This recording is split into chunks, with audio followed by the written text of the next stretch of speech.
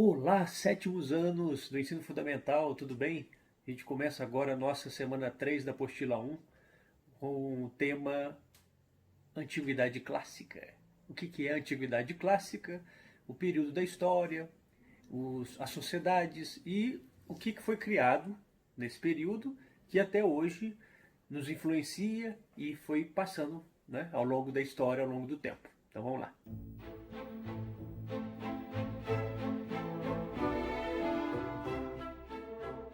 Nas últimas aulas, inclusive no nosso encontro online da última semana, na semana 2, né, a gente falou um pouquinho lá da sociedade da pré-história, dos fósseis, dos achados arqueológicos, lembra-se das pinturas rupestres, né?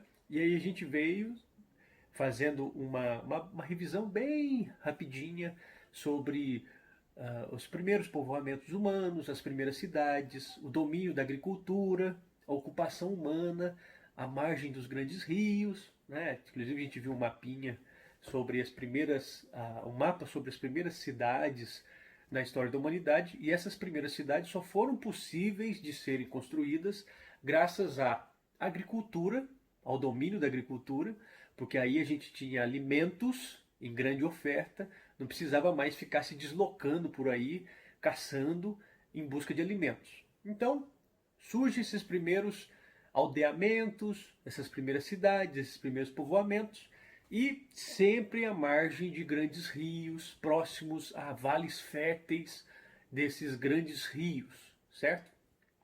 Na medida que essas cidades começam a crescer, começa a surgir o que a gente chama de comércio, porque começa a ter a troca, né? Sobram produtos, sobram alimentos, a gente começa a trocar por outros alimentos, começa a surgir as primeiras formas de artesanato, e esse artesanato vai começar a envolver também uma atividade comercial. E aí, quando eu falo artesanato, a gente está falando do carpinteiro, do ferreiro, do alfaiate, do sapateiro, de várias, do marceneiro, né? São vários pedreiro, são várias profissões que vão surgindo nesses primeiros povoamentos humanos. E com o desenvolvimento dessas cidades vão surgir forças poderosas que nós vamos chamar, né, de Estado, os primeiros estados da humanidade, que são aqueles reinos poderosos que vão dominar grandes regiões, que vão dominar outros povos, e aí também surge a escravidão, né? E sempre tem em mente o exemplo do Egito, que o Egito é uma sociedade onde tudo isso que a gente falou está envolvido. Um povo que se estabelece à margem do rio Nilo, no norte da África. O rio Nilo é um rio grande que, quando tem o período de cheia, ele fertiliza todo o território. E aquela terra fértil serve para agricultura, para a criação de animais. E ali começa a se estabelecer a população na margem do rio. As cidades começam a crescer ali e dá origem a um poder que vai ser o poder do Estado egípcio. Quem era esse Estado? O rei, que eles chamavam de faraó, e o seu exército. E aí ele vai começar a dominar uma região cada vez maior, outros povos ao redor, surge a exploração da escravidão para a construção de grandes obras, as obras de irrigação do rio Nilo, aumentando ainda mais as áreas de agricultura, as obras dos templos, as pirâmides, né? A escravidão e a exploração sobre outros povos vizinhos de toda aquela área do Egito. Então, isso começa a acontecer não apenas ali no Egito, mas no Vale do Rio Indo, lá na Índia, no Vale do Rio Amarelo, na China, entre os rios Tigre e Eufrates, na Mesopotâmia, né? E surgem essas primeiras grandes civilizações, que tem tudo a ver com o surgimento das cidades. Então, nesse sentido, a gente entende que só pode existir civilização se existirem cidades, né?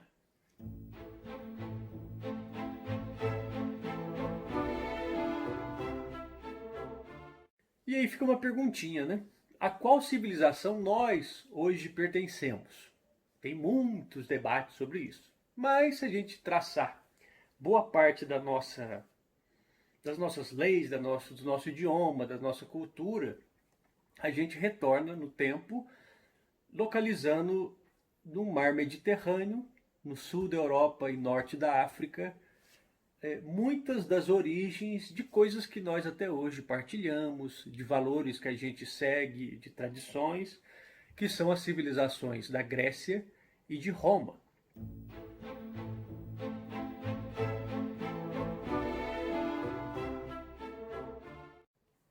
Uma coisa muito interessante é que a Grécia, o território da Grécia parece uma mãozinha que vai chegando assim dentro do mar Mediterrâneo. Vou colocar aqui o mapinha, né, para vocês verem também. E a Grécia não tinha grandes rios.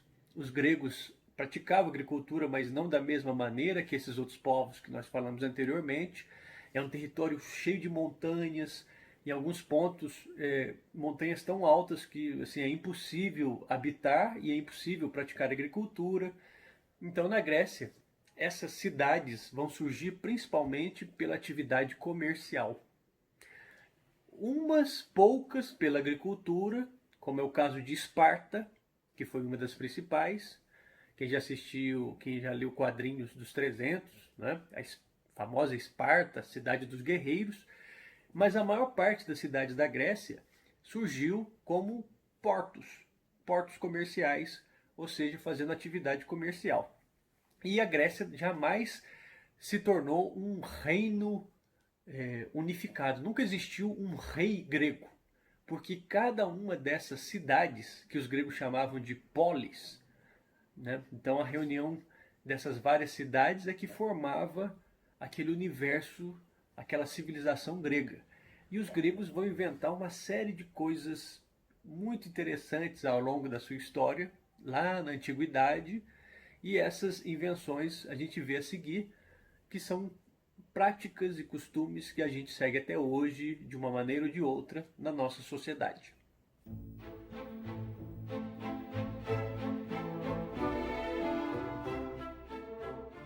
Bom, como nós falamos, cada uma dessas cidades gregas vai criar uma forma de manifestação cultural, de organização da sua sociedade. E nós sempre estudamos as duas principais dessas cidades gregas, que eram Esparta e Atenas.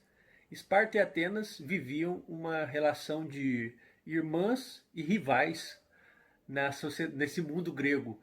Quando existiam guerras, quando existiam disputas, Esparta vai ser uma cidade que seguia uma cultura mais militar, a ideia do cidadão soldado ou soldado cidadão em Esparta. Essa formação militar, essa formação atlética era muito valorizada em Esparta. E as mulheres em Esparta tinham bem mais liberdade do que, por exemplo, as mulheres de Atenas. Em Atenas, por outro lado, Atenas vai ser uma cidade comercial, uma cidade, vai ser a maior cidade do mundo grego antigo, fica próximo a um porto, né, o porto de Pireu. Então tinha essa atividade marítima, comercial muito importante em Atenas. Em Atenas é onde surgem as bases da chamada democracia, que era o governo da participação dos cidadãos. Mas os cidadãos, como bem diferente do que nós temos hoje, hoje basta você nascer, né, você já é considerado um cidadão que tem direitos e deveres, né? No mundo grego antigo, o cidadão ele era um grupo bem menor do que o restante da sociedade. Então, o cidadão, no caso de Atenas, teria que ser homem, teria que ter o pai e a mãe nascidos em Atenas e ele também ter nascido em Atenas, né? Não poderia ser, obviamente, escravo, porque aí a ideia de que a liberdade e a igualdade entre esses cidadãos servia somente para eles terem o direito de expressar e participar da administração da cidade. Então nem todo mundo era cidadão, era um grupo bem menor. Mas de qualquer forma, essa democracia, esse governo do povo que surge em Atenas, é um governo que incluía muito mais gente do que os outros sistemas daquele mundo antigo. Como, por exemplo, em Esparta, havia a oligarquia, que significa o governo de poucos, e a diarquia, que eram dois reis governando a cidade de Esparta. Então era um grupo muito menorzinho. né?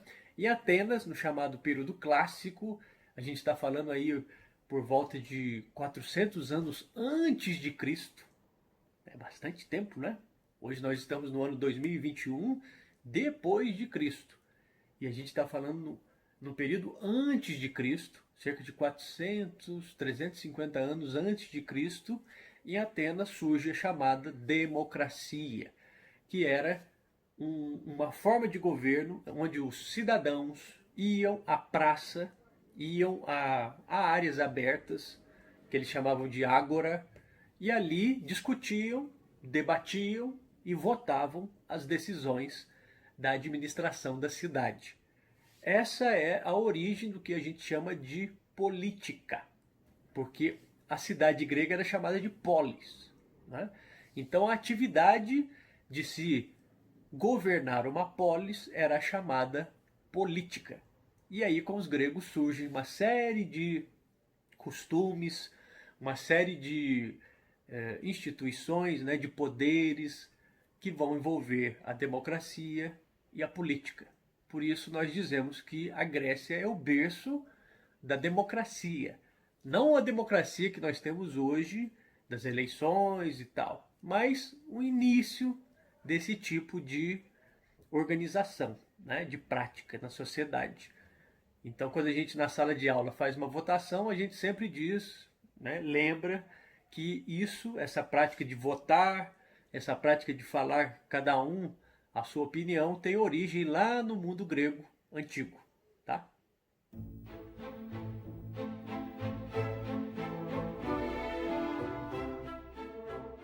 A mitologia grega também era muito importante.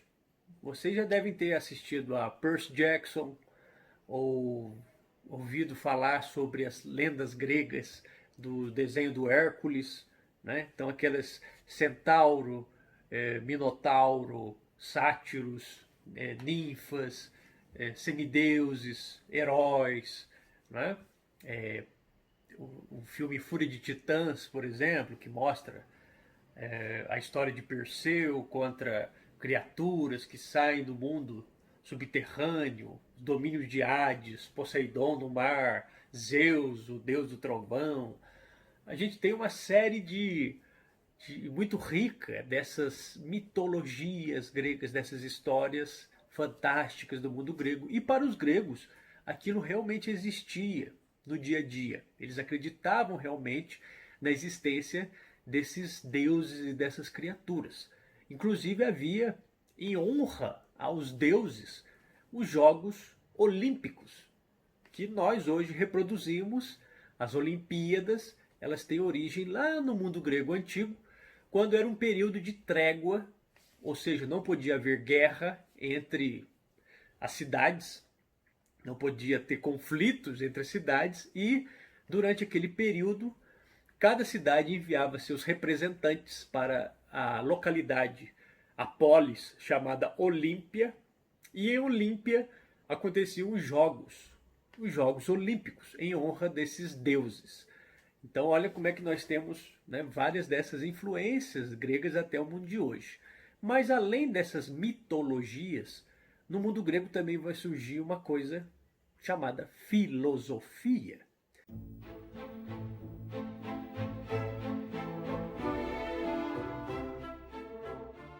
A filosofia é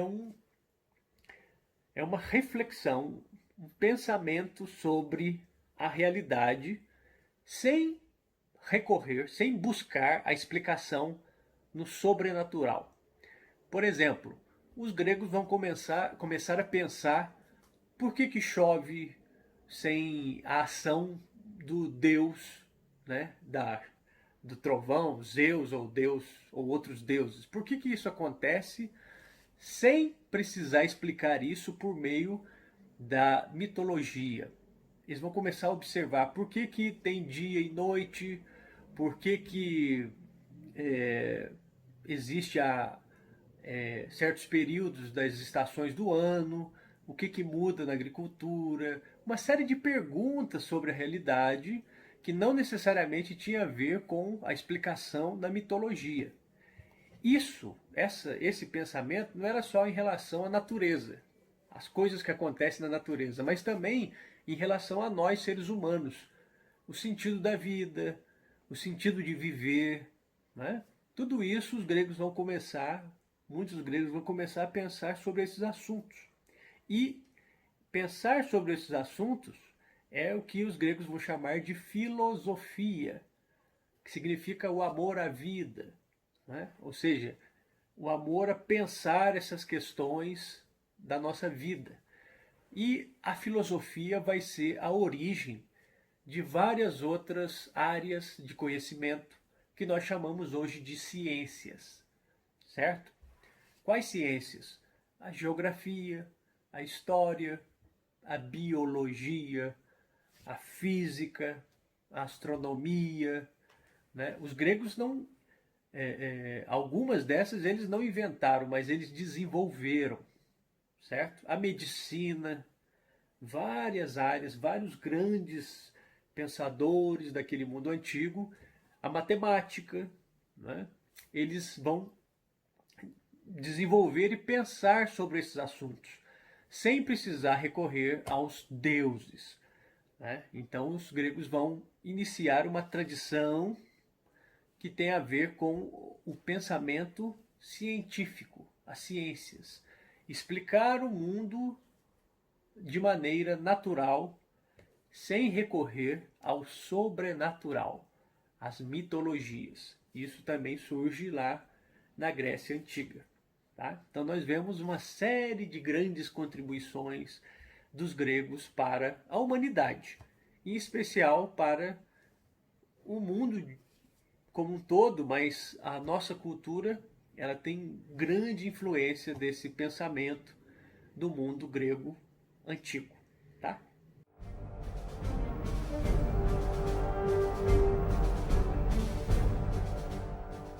Ao lado da Grécia, bem do lado da Grécia, existe a Península Itálica, ou a Itália. Hoje nós chamamos, né, de Itália. E no centro da Itália, um pequeno lugarejo, um vilarejo chamado Roma.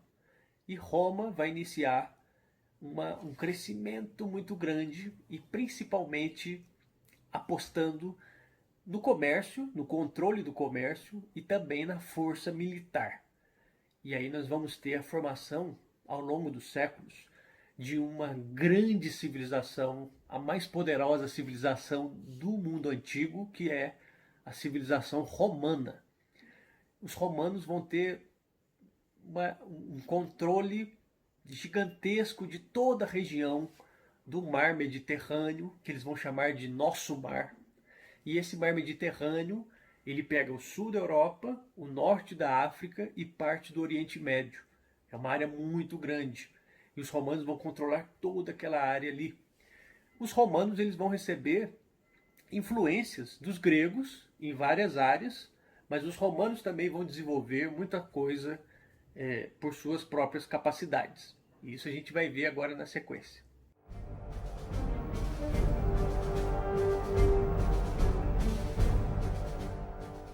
Ao longo de toda a história romana, nós vamos ver uma série de mudanças da forma de organização de Roma.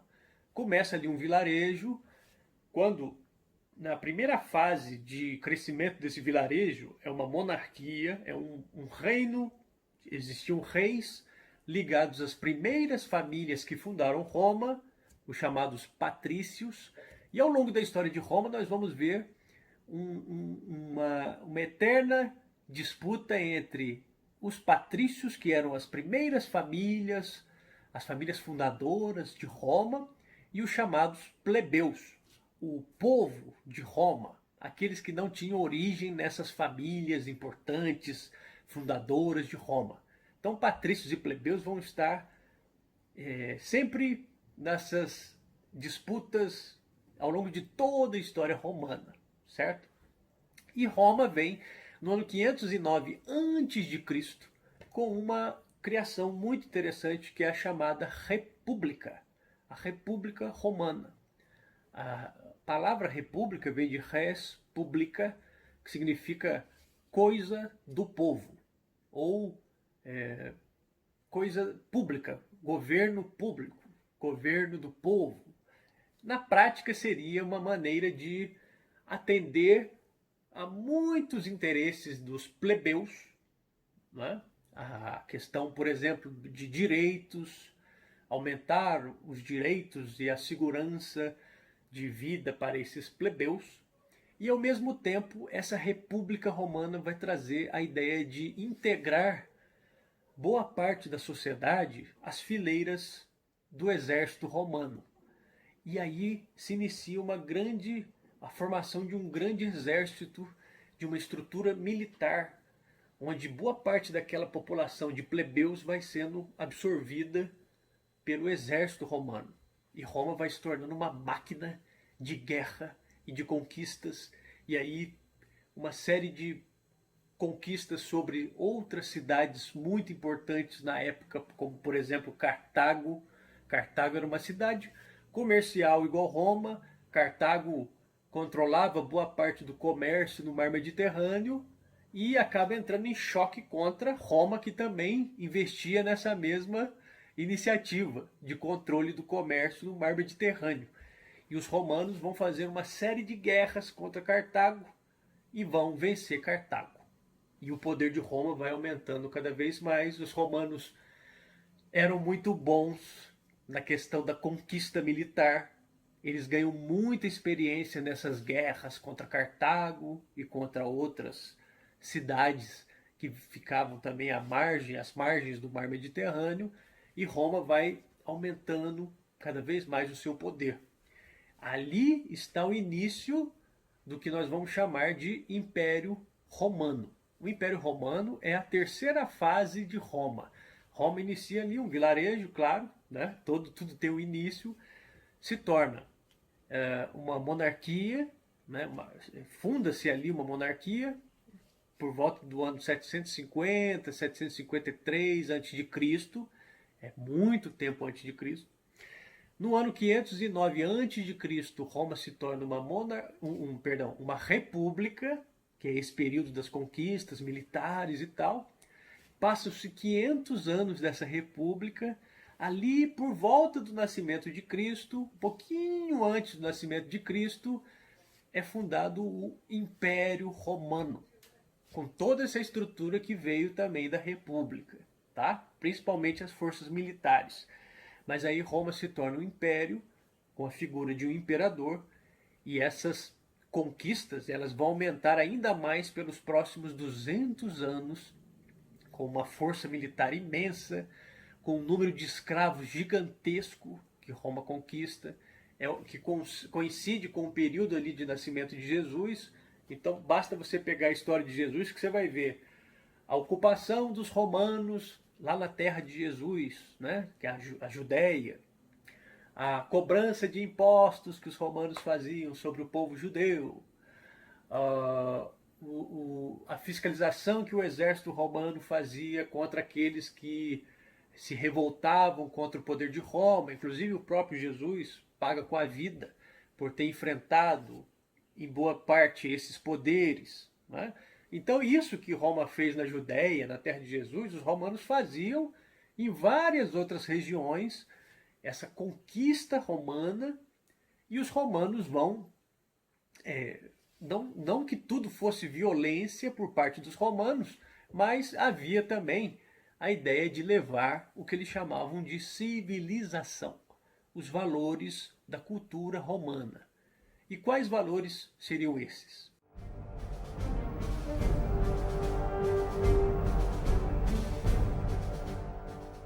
Esses valores seriam as leis romanas, a ideia do direito romano.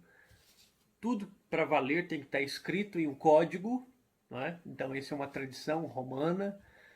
O uso do idioma, o latim, que para os romanos é um idioma mais, além de ser o idioma deles, era o idioma necessário para haver civilização. Então todos aqueles que deveriam sair daquele estado de povos primitivos, daqueles povos que os romanos chamavam de bárbaros, de mais selvagens, deveriam aprender o idioma latino. deveriam aprender o latim, porque o latim era considerado pelos romanos um idioma, uma língua superior.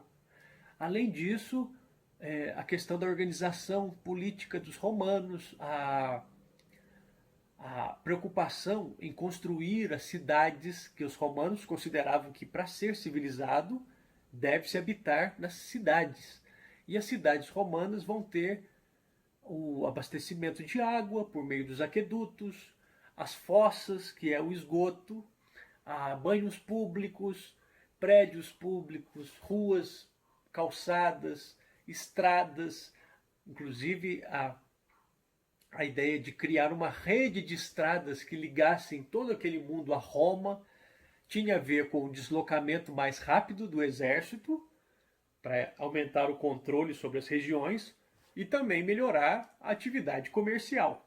Então os romanos vão construir uma série de estradas, uma série de portos, toda uma rede de comunicação para controlar melhor aquele mundo antigo. Tudo isso era a chamada civilização romana.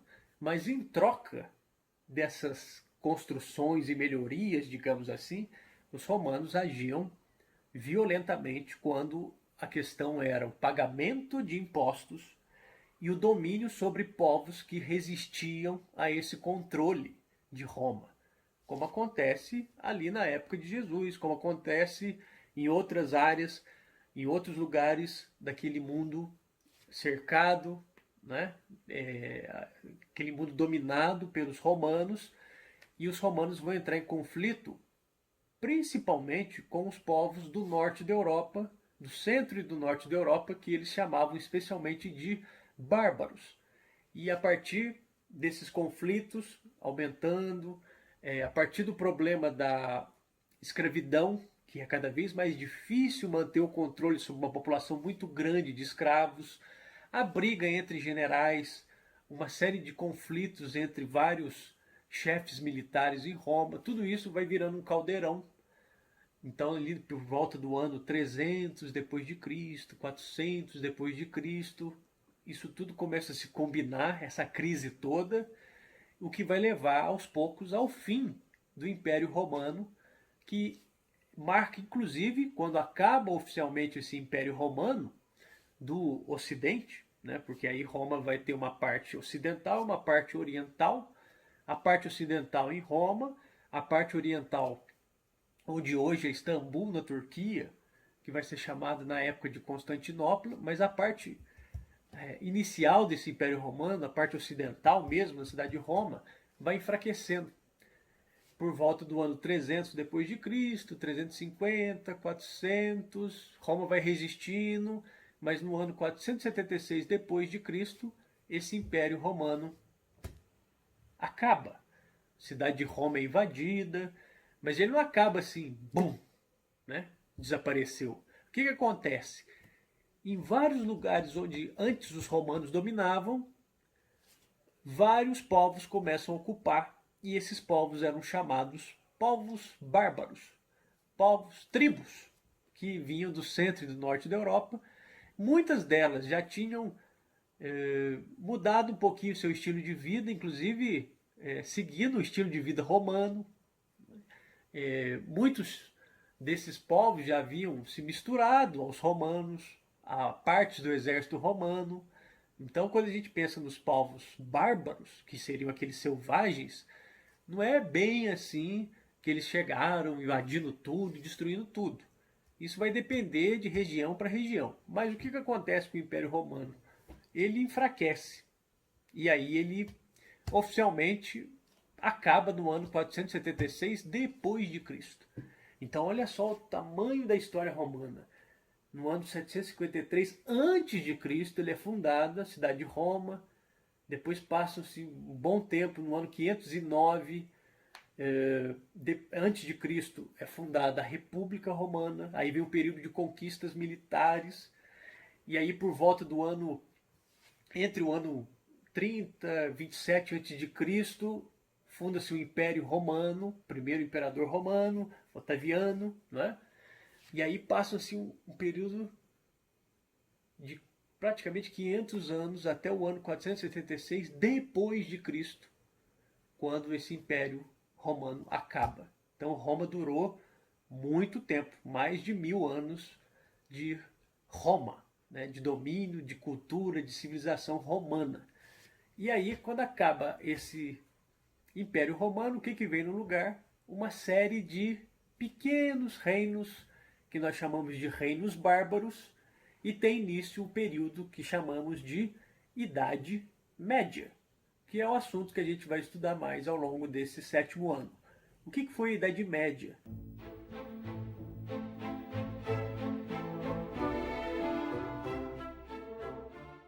Foi um período que se inicia ali com o fim do Império Romano, onde deixa de existir um poder central, como era o caso de Roma, que governava grandes áreas, e passa a haver poderes locais, que vão governar pequenos pedaços de terra. E como começa a haver muita violência, muita invasão, começa a surgir as fortalezas que vão proteger esses pedacinhos de terra. E essas fortalezas são os castelos medievais. E um grupo de homens vai se especializar na defesa dessas fortalezas e das terras ao redor das fortalezas. E esse grupo de homens é o que nós chamamos dos cavaleiros, tá? Então você que já assistiu ao desenho do Pica-Pau, já viu o castelinho, o cavaleiro, né? E aí nós vamos estudar mais a Idade Média, que vai ser a idade desses pequenos governos locais que vão controlar pedacinhos de terra e vão defender aquele pedaço de terra, né? E a população mais pobre, a população que não tinha origem em famílias nobres, ou dessas culturas dos bárbaros ou dos romanos, que não tinha origem nobre, seriam aqueles que iriam trabalhar a terra, os camponeses, e esses camponeses vão entrar na área de controle desses cavaleiros, dessas famílias dos castelos, né? Que nós vamos chamar esses camponeses de servos. Então nós vamos ver a Idade Média, que é a idade dos castelos, a idade dos cavaleiros e a idade dos servos, né? É um período da história em que nós vamos ter essas três figuras, né? Que nós vamos estudar bastante. E além disso, o crescimento da religião cristã, a formação da Igreja Católica Romana, não à toa se chama romana, porque a base da Igreja Católica é na cultura romana. Mas isso a gente vai ver um pouquinho mais para frente, tá? Então a Idade Média tem esses elementos importantes, e isso aqui foi uma breve explicação sobre o que está na semana 3 da apostila 1, e ao longo da semana a gente vai mandando mais material e também tirando dúvidas sobre esses assuntos, tá?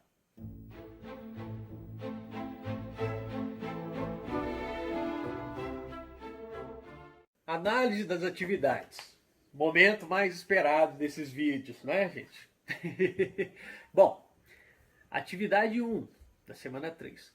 Basta-nos hoje uma história centrada na civilização europeia. Quer dizer, a história que a gente estuda, e a gente falou até agora, gira ao redor da história dos europeus. Só que nós somos brasileiros, estamos na América do Sul, estamos muito longe lá da Europa.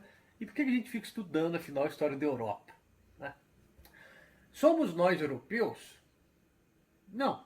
Nós temos influência da cultura europeia, mas europeus nós não somos, certo?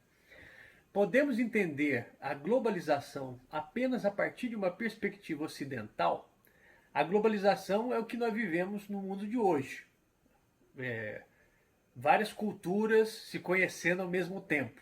Então você pode gostar, por exemplo, de K-pop coreano, você pode gostar de mangá japonês, você pode gostar de música americana, você pode gostar de filme, de série espanhola, você pode gostar de um time do Barcelona, do Real Madrid, ou do Bayern da Alemanha, e isso não te faz daquele país, né? Você simplesmente gosta e acompanha, certo? Isso é a globalização. E aí o que está perguntando na atividade 1, né, é o seguinte: nesse comecinho que eu li agora, está criticando o fato de que a gente é muito ligado a essa história dos europeus. né? A gente falou esse vídeo inteiro sobre dois povos europeus, que são os gregos e os romanos. E nós não somos gregos nem romanos. Nós não somos ligados a esses povos, pelo menos nós não somos descendentes diretos desses povos, certo? E aí está falando da expressão antiguidade clássica. Né? Conceitue a expressão antiguidade clássica. Conceituar quer dizer definir o que é. A antiguidade clássica é um período da história da humanidade. É esse período que a gente falou do surgimento das primeiras cidades da Grécia até a formação do mundo, dos domínios do Império Romano. Tá? Então, quando a gente fala antiguidade clássica, a gente fala dos gregos e dos romanos. E aí, por que a gente estuda, afinal de contas, essa cultura dos gregos e dos romanos? Porque nós temos muitas influências na nossa cultura, tanto dos gregos quanto dos romanos. Que influências são essas? Primeiro, o idioma que a gente está falando aqui agora é o português. O português veio do idioma dos romanos, do latim. Isso já é uma grande influência, certo? Segunda influência, o costume das leis. As nossas leis são leis escritas em códigos. Você pega lá o código de leis, código penal, código de trânsito, código ambiental. São leis escritas. Isso é um costume romano. A ideia do julgamento, a ideia de ter um juiz que vai julgar, isso é o chamado direito romano. Também influencia a gente até hoje, certo? A ideia da filosofia, do pensamento sobre o que é a vida, o que é a vida em sociedade, o pensamento que dá origem às ciências como matemática, como a física, como a história, como a geografia, a medicina. Isso tudo surge na Grécia e vai se desenvolvendo por outros povos. Então, por isso a gente estuda o mundo grego e o mundo romano, porque muitas das coisas que nós temos hoje vieram desses dois povos, que estão lá do outro lado do mundo e que viveram há muito tempo atrás na história, mas que têm um papel muito importante na nossa cultura de hoje. Certo? O número 2, ler os dois textos. Né? Clássico, texto 1. Clássico, palavra derivada do latim classicus, significando de classe mais alta. A palavra clássico passou a ser sinônimo, né, quer dizer, passou a significar a mesma coisa, né, de grego e latim antigos. Quer dizer, quando eu falava uma coisa é uma coisa clássica, isso se referia aos gregos e romanos antigos. Tá? Em sentido mais estrito, considera-se que a época clássica da literatura grega tenha terminado por volta do ano 325 a.C. Pode-se dizer igualmente que a época clássica da literatura latina, quer dizer, a literatura romana, terminou com o fim do reinado de Augusto no ano 14 depois de Cristo. Né? Então ele está falando aí da origem da palavra clássico. Né? O texto 2. Mas a palavra, com o passar do tempo, foi reinventada. Hoje é comum utilizar a expressão clássico para se referir tanto a um sanduíche como o X-Montanha, a canções da Madonna. Nossa, isso é uma coisa clássica. Né? Nossa, isso é clássico. Michael Jackson é clássico. Sei lá, uma música dos anos 80, uma música dos anos 90. Nossa, isso é clássico. Né? A gente usa hoje essa palavra clássico para se referir a uma coisa do passado que fez muito sucesso. Né? Além de tratar questões complexas, uma obra é e se torna clássica pelo fato de captar e traduzir o espírito daquele tempo. O que hoje é um clássico, amanhã pode ser esquecido. Né? E aí vem a nossa questão. A partir da leitura dos textos, responda. O conceito de clássico, a definição dessa palavra clássico, tem o mesmo sentido para as pessoas do nosso tempo? Justifique sua resposta. Claro que não. Né? Claro que não tem o mesmo sentido, porque cada um entende de uma maneira o que é clássico. Por exemplo, clássico para a geração de vocês que estão no sétimo ano pode ser um desenho lá da infância de vocês de 10 anos atrás. Você fala, nossa, isso é clássico. Nossa, esse desenho era um clássico. Né? Para a minha geração, que está na casa dos 30 anos, já não é clássico, não faz sentido nenhum. Então, cada geração vai definir o que é clássico para ela, certo? E no caso dos textos, o que está falando aí? O primeiro texto diz que clássico era apenas aquilo que dizia respeito ao mundo dos gregos e dos romanos lá no mundo antigo, certo? O segundo texto diz que clássico é uma coisa que cada um tem e cria na sua cabeça. Não é? E o segundo texto, ele é muito mais, ele tem muito mais a ver com o que a gente pensa hoje em dia dessa palavrinha clássico ou clássica, né?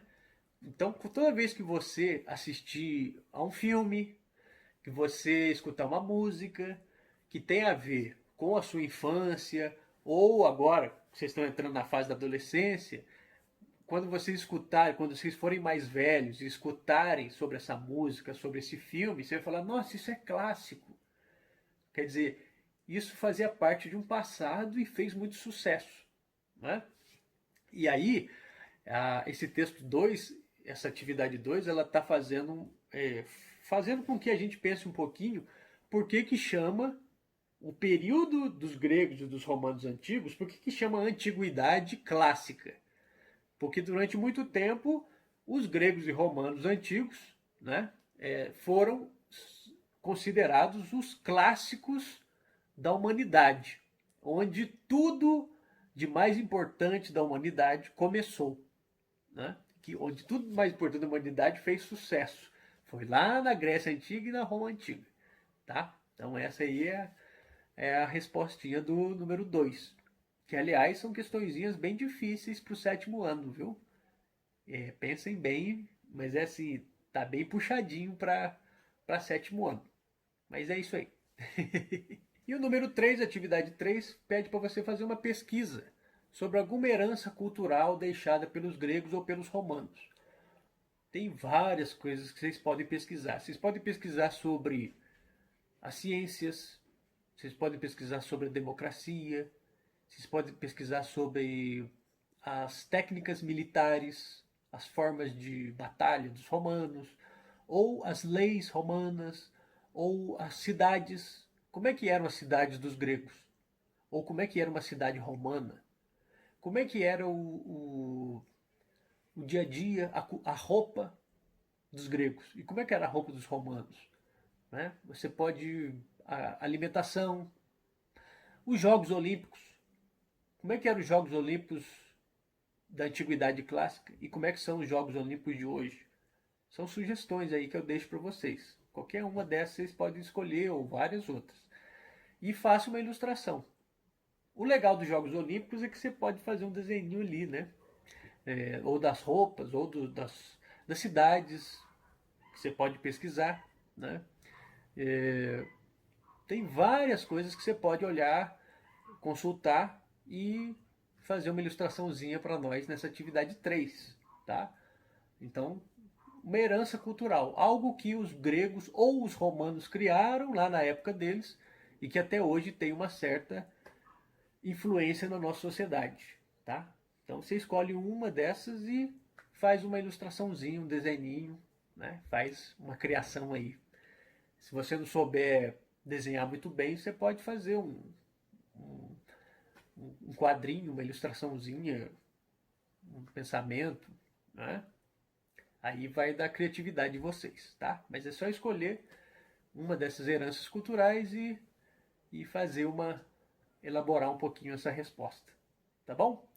Então, essa foi a nossa semana 3 do PET, da apostila 1, né, do PET 1, essa semana 3 sobre Grécia e Roma Antiga, e na semana 4, semana que vem, a gente entra na questão mesmo do fim da idade de domínio dos romanos, né, fim do Império Romano, e aí se inicia a Idade Média, como eu falei, castelos, cavaleiros, servos e a formação da fé cristã, no caso a fé cristã por meio da Igreja Católica Romana.